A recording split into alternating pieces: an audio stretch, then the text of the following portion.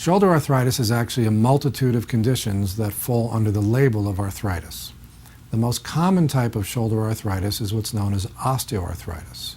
Osteoarthritis is a condition of the joint where the normal lining of the surfaces, known as cartilage, is actually lost from the bone. And when you lose cartilage from the surfaces of the joint, it can develop into a condition known as bone on bone, and that can become quite painful. It's a condition that we typically see in patients who are older than 50 and tends to be progressive over time. Other types of arthritis include rheumatoid arthritis, and rheumatoid arthritis is a condition where there's an inflammation of the lining of a joint, and that inflammation can lead to destruction and loss of cartilage. There is a genetic predisposition to rheumatoid arthritis, and it usually happens in more than one joint at a time. A third type of arthritis that I will see not infrequently is something that we call post-traumatic arthritis. And post-traumatic arthritis, as the name implies, is usually related to an injury to the joint, such as a fracture or a dislocation. And the end result, it can be the same in that you have irregular surfaces that eventually lose their cartilage and you develop bone on bone. Once you have that type of condition in the joint, that creates a reaction in the joint of inflammation, and inflammation can be quite painful. In addition to pain, patients with arthritis often complain of stiffness because the abnormal surfaces don't move as well and the joint has a tendency to stiffen. They will also complain of catching or snapping or creaking of the joint, and again, these are all related to the fact that the surfaces are no longer normal. We treat shoulder arthritis similarly to the way we treat other arthritis in the body, and that is typically with medications such as anti-inflammatory medicines, and sometimes physical therapy can be helpful, particularly if the joint has stiffened. It tends to be more effective in patients with early arthritis as opposed to severe arthritis. In addition to therapy and medications, we will sometimes use a cortisone injection, and a cortisone injection can be effective at least temporarily reducing the inflammation of the joint. However, it's clearly not a long-term solution. So the indication for a shoulder replacement is a patient with one of these types of arthritis conditions that has led to pain that is no longer tolerable for the patient. And as I stated earlier, we will attempt to control the pain with various treatment modalities, physical therapy, medication, injection, that type of program for as long as we can. But at a certain point in time, the arthritis is severe enough that those treatment programs become ineffective. And patients with severe arthritis are really quite disabled in that they really cannot use their arm for any activities, including bathing and dressing and personal hygiene, and it becomes very difficult for them really on a daily basis, much less attempting to play a sport such as golf or tennis.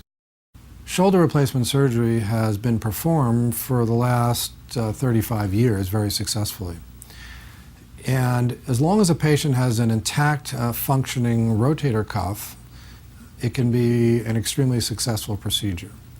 However, there is a group of patients who not only have arthritis in their shoulder, but they also can have a severely torn rotator cuff. And the rotator cuff is a group of 4 muscles that run from the shoulder blade to the upper arm, and they allow patients to elevate their arm. If a patient does not have an intact or functioning rotator cuff, then a shoulder replacement surgery will not be successful. In order to describe a reverse shoulder replacement, we'll take a look first at the model of the primary shoulder replacement. And what's not shown on the model here is that there are a group of muscles that are running from the shoulder blade to the top of the arm that allow you to elevate your arm.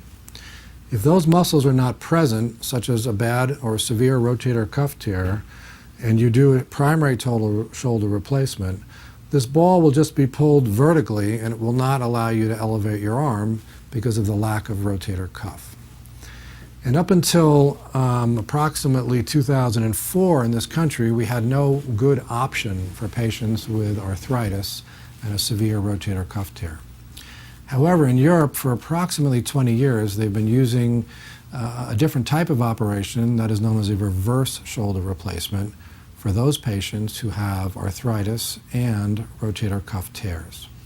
The reverse replacement was approved for use in this country by the FDA in 2004, and thus we've been able to use this operation very successfully for this type of patient.